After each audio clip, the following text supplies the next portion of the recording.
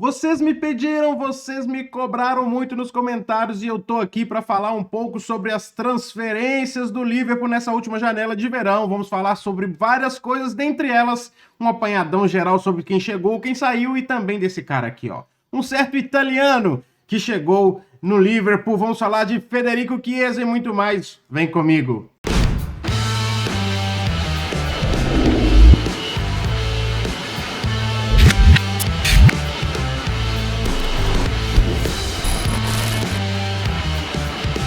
Salve, caminhante, tudo bem com você? Já tava com saudade, né? Data FIFA, tá quase terminando já. Fique tranquilo, estamos hoje começando aí essa semana. Eu sou o Nilo Santos, muito obrigado por você estar aqui comigo mais uma vez no Caminhante. Eu quero pedir para vocês desde já. Aqui, ó, se inscreve no canal, já deixa o like, já ativa o sininho, que aí você ajuda a gente a expandir cada vez mais o Caminhantes e avisar para o algoritmo que tem data FIFA. A gente fica um pouco mais ausente, mas a gente está aqui, a gente existe. Muito obrigado já por você ter feito isso. E eu quero já pedir para você no comentário deixar a sua impressão, a sua avaliação dessa janela de transferência do Liverpool deste verão de 2024. Vamos lá, vamos falar sobre o que aconteceu com o Liverpool, as movimentações, o que a gente tem para dizer, um pouco de avaliação sobre quem chegou, quem saiu, etc. E vamos falar também sobre o nosso sentimento com relação à administração e também algumas situações de jogadores, tá certo? Espero que você venha comigo. Esse vídeo tá bem amplo, bem completo, mas é bem legal pra gente falar sobre tudo isso, também pra matar um pouquinho de saudade dos caminhantes que ficaram aí, né,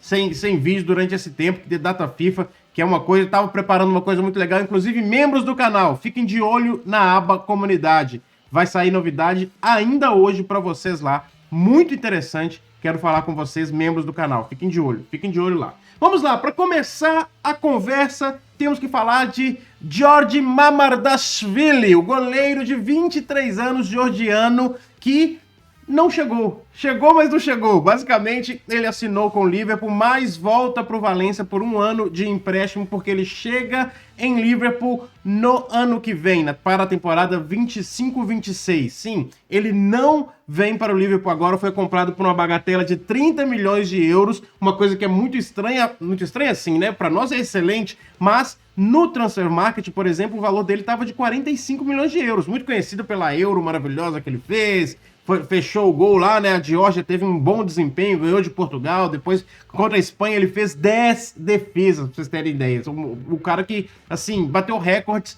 atrás de recordes. Na última La Liga foi o cara que mais evitou gols, foi o goleiro que mais evitou gols na última La Liga, pelo Valência, que ficou em 9º lugar, então não é como se ele estivesse no melhor time, com uma defesa excelente, não. Ele teve que realmente atuar muito, muito bem, mas ele, como eu disse, não chega para agora, chega para ser um backup. Chega para ser um backup? Talvez essa é a maior grande dúvida, porque em junho, em uma entrevista, quando ele foi questionado sobre a possibilidade de ir para o Bayern de Munique, por exemplo, ele disse, com o Neuer lá no Bayern de Munique, é muito difícil jogar. Eu vou para um lugar onde eu possa jogar. Se eu não puder jogar, eu não vou.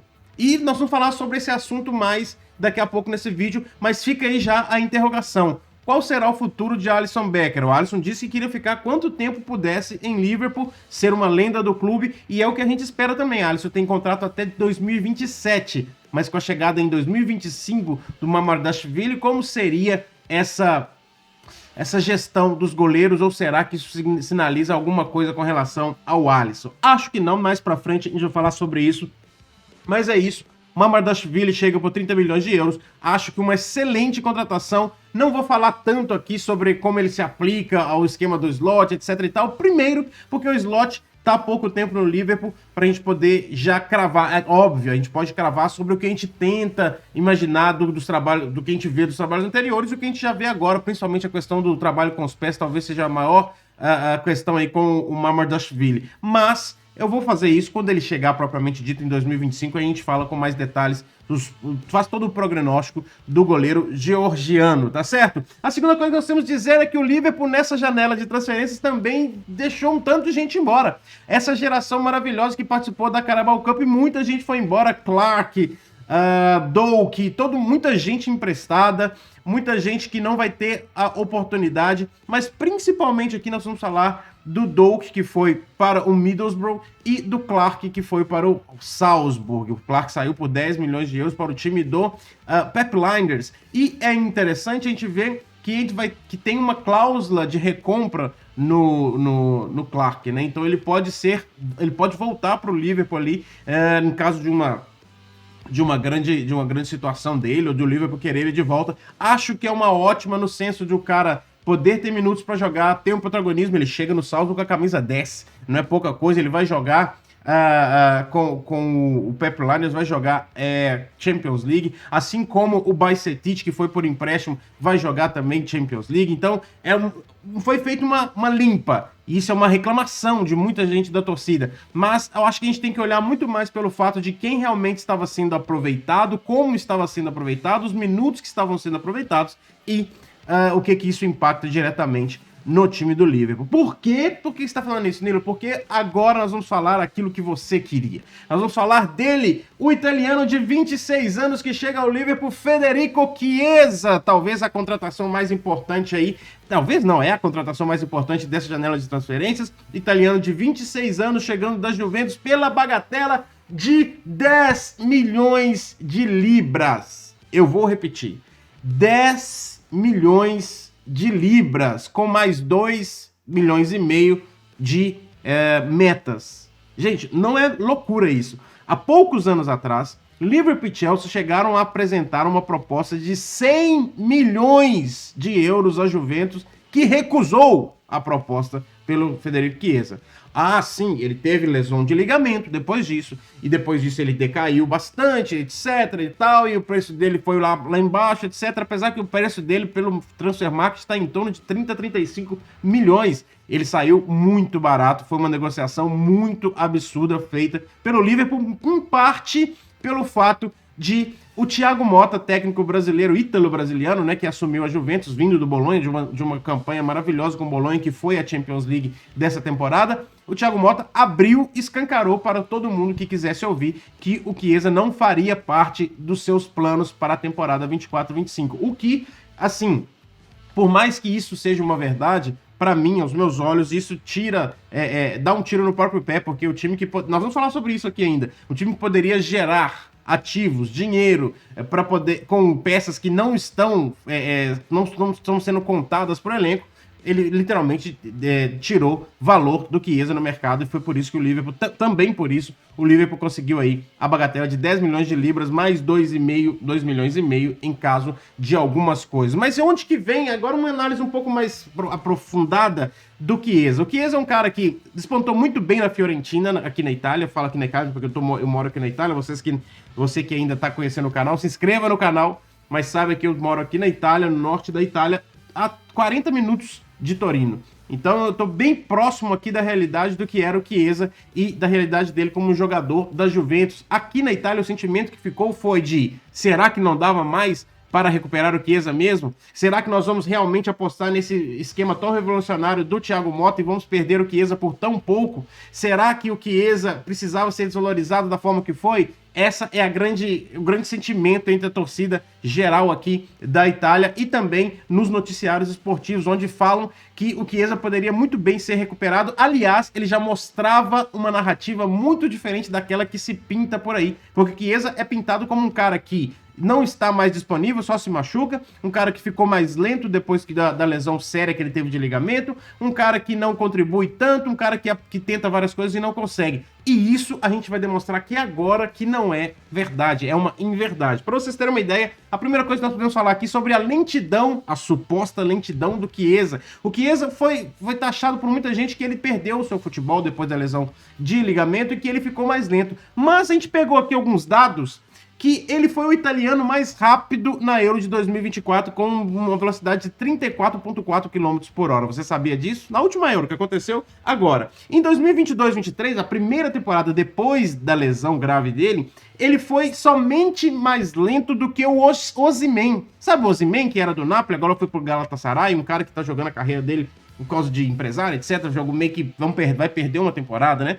Mas enfim, somente ele, o Osimhen, foi mais rápido do que o Chiesa na temporada 22-23, sendo que o Chiesa atingiu 35,4, não, essa é só 35,4 nessa temporada depois da lesão. Na temporada 22-23, perdão, 23, 24, que é a última agora, o Chiesa atingiu 36 km por hora como velocidade máxima na Itália. Inclusive, para ter uma ideia, na Premier League o recorde é do Van de Ven, aquele zagueiro do Tottenham, que é de 37,3. Só para você ter uma ideia de o que é a análise da velocidade máxima do Chiesa e do recorde da Premier League, né? E ele ficou... É incrível porque não existe essa perda de velocidade, como dizem. E isso é muito importante para o esquema do slot. A gente viu várias vezes o Salah retornando para recompor, o Luiz Dias retornando para recompor, também a saída rapidamente, né, depois de fazer os passes lá atrás, a saída em profundidade, em velocidade, muito importante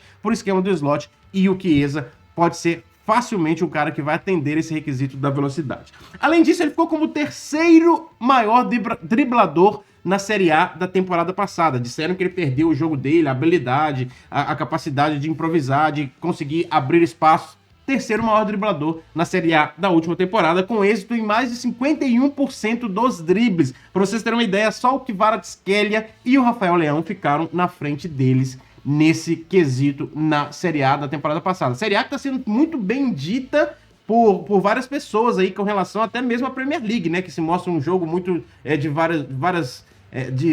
vários jogos parecidos, né? Todo mundo querendo jogar meio que igual o Guardiola, e a Série A tem mais variação de jogos, e o Chiesa foi o cara que teve mais porcentagem, terceiro maior em porcentagem de dribles, o que é muito interessante para defesas em bloco baixo.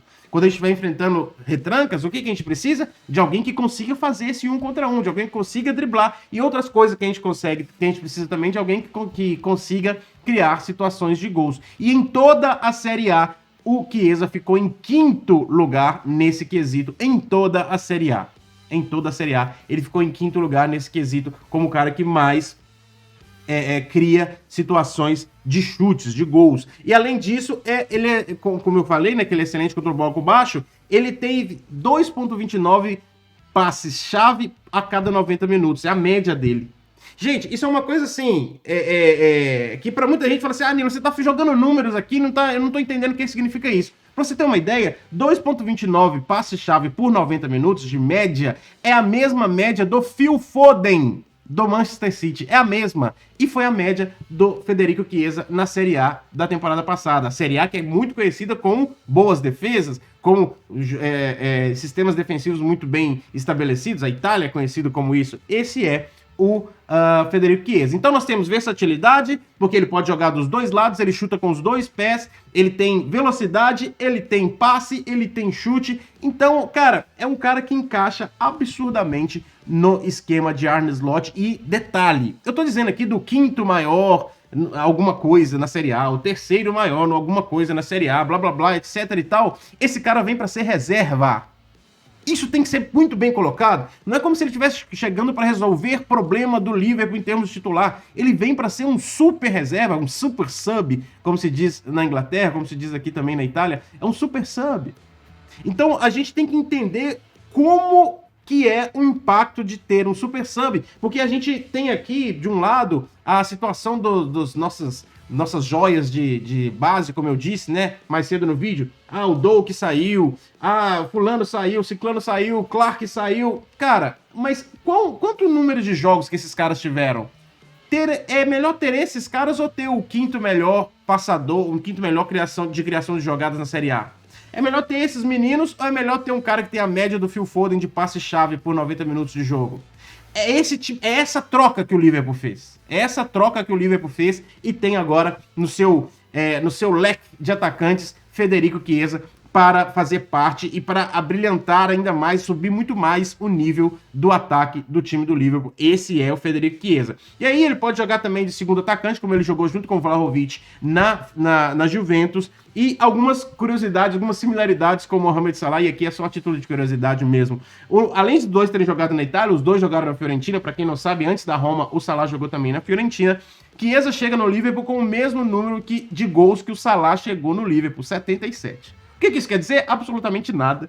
A gente não sabe. Chiesa tem 26 anos, como eu disse. O Salah tá nesse imbróglio do contrato, já tem mais de 30. O Chiesa joga tanto como ponta direita para descansar o Salah, como ponta esquerda para jogar o Luiz Dias para direita, se for o caso. de segundo atacante, como eu já disse, e nós temos Premier League, Champions League, Carabao Cup, FA Cup, já disse aqui em outros vídeos, procura no canal que a gente tem coisa de 13 jogos em, não sei quantos jogos em 13 dias, quando a gente pega Real Madrid, Manchester City, tudo junto, a gente vai precisar de elenco.